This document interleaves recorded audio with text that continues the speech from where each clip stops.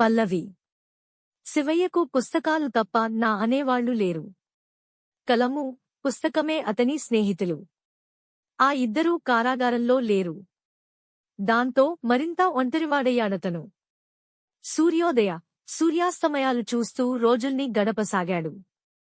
పొద్దున, సాయంత్రం కారాగార ప్రాంగణంలో ఆ మూల నుంచి ఈ మూల వరకు నడవడం శివయ్యకు అలవాటు.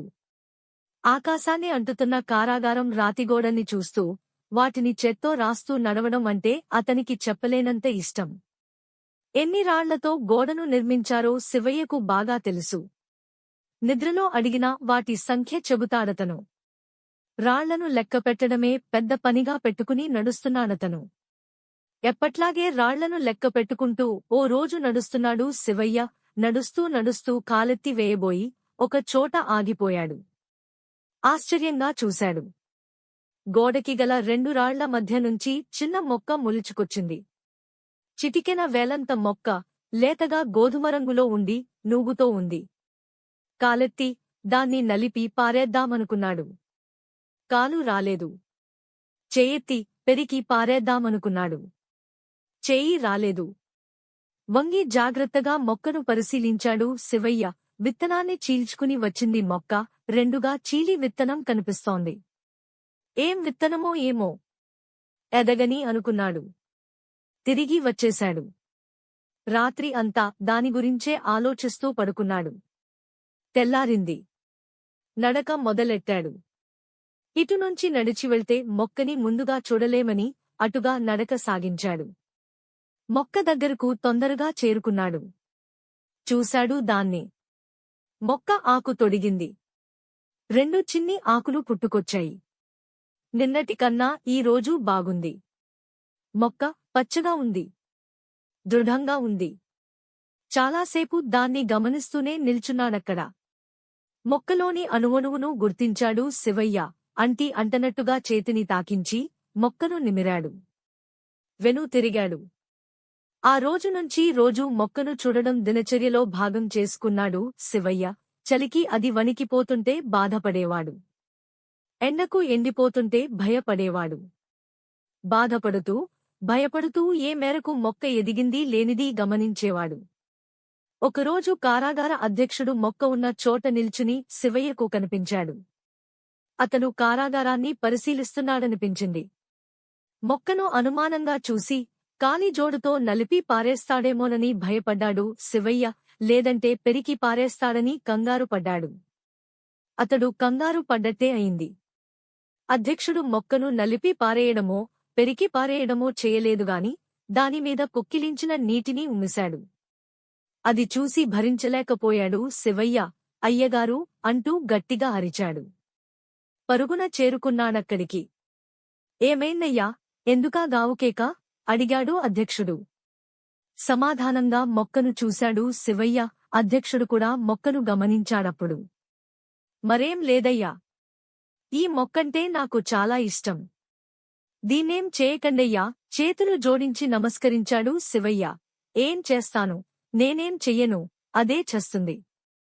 లేకపోతే గోడల మధ్య, రాళ్ల మధ్య మొక్క ఏంటయ్యా, అదేం బతికి బట్టకడుతుంది?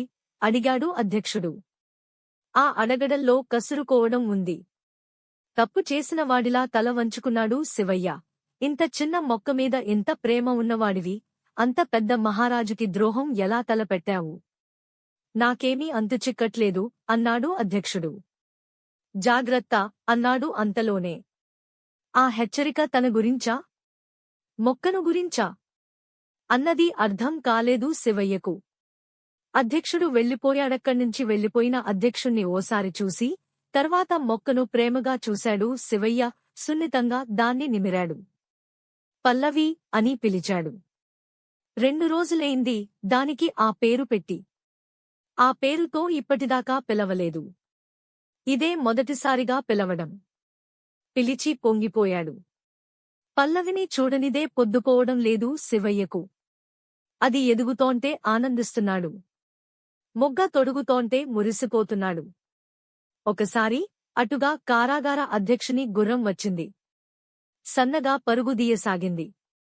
గిట్టల మధ్య పల్లవిని అది ఎక్కడ తొక్కి పారేస్తుందేమోనని ఆందోళన చెందాడు శివయ్య. గుర్రాన్ని అదిలించి పంపేశాడు. అప్పుడు అనుకున్నాడు ఇలా: పల్లవికి కంచె అవసరం. కంచెను ఏర్పాటు చేసి పల్లవిని రక్షించుకోవాలి. లేదంటే పల్లవి బతకదు. శీతకాలం. చలిమంట వేసుకునేందుకు ఖైదీలకు కర్రలివ్వసాగారు కారాగార సిబ్బంది. వణికిపోతూ చలిని తట్టుకున్నాడేగాని ఆ కర్రలతో మంట వేసుకుని చలి కాచుకోలేదు శివయ్య. ప్రతిరోజూ ఇచ్చిన కర్రలను జాగ్రత్త చేసి వారం 10 రోజులకి పల్లవికి కంచె ఏర్పాటు చేశాడతను. ఇప్పుడు కంచెలో పల్లవి పంజరంలో చిలుకలా భద్రంగా ఉన్నదనిపించి ఊపిరి పీల్చుకున్నాడు. రోజురోజుకీ అందాలు సంతరించుకోసాగింది పల్లవి. సూర్యుడు ఎటు ఉంటే అటు ఉరుగుతూ, చలికి చినుక్కి ఒదిగిపోతూ రకరకాల భంగిమల్లో కనిపించేది పల్లవి. పువ్వులు పూయసాగింది. అది పూలు పూస్తోంటే పండగొచ్చినట్టనిపించింది శివయ్యకు. దాని దగ్గరగా నిలబడి ఆనందంగా చిందులేశాడు. ఆ సంతోషంతో కారాగారాధ్యక్షునికి ఓ రోజు ఓ ఉత్తరం రాశాడు. బొగ్గులు నీళ్లలో కలిపి ఇంకు చేశాడు. కర్ర ఒకదాన్ని తీసుకుని దాన్ని సూదిగా చెక్కి చీల్చి కలం చేశాడు. పాత చొక్కాని చించి ఆ గుడ్డముక్క మీద రాశాడిలా: గోడల మధ్య రాళ్ల మధ్య మొక్క ఏంటయ్యా?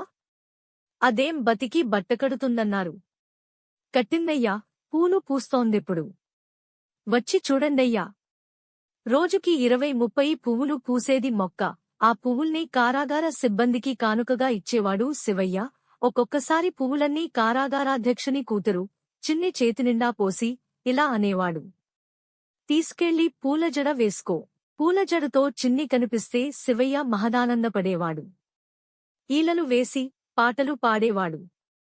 10 ఏళ్ల ఆ పిల్లను భుజాల మీదికి ఎక్కించుకుని గంతులేసేవాడు. కొద్ది రోజులు అలా గడిచాయి.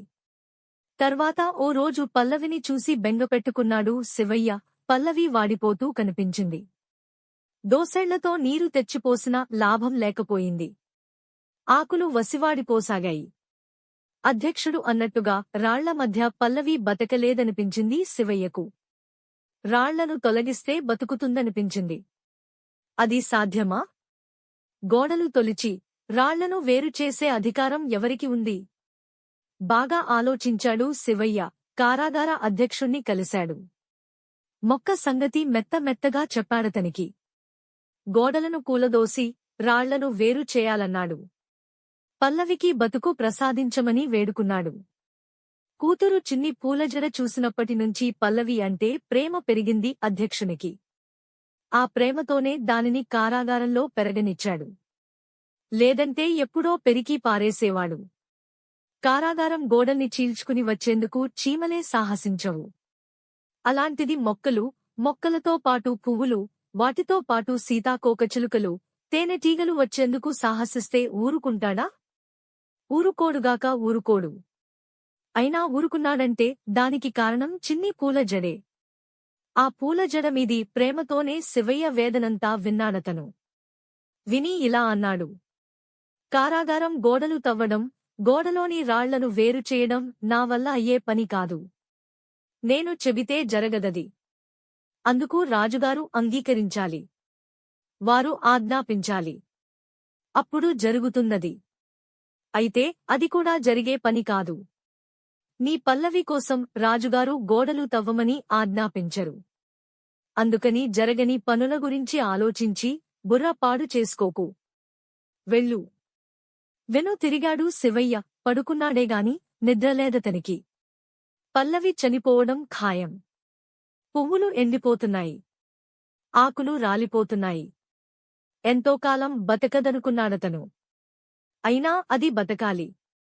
దాన్ని బతికించాలనుకుని రకరకాలుగా ఆలోచించసాగాడు శివయ్య.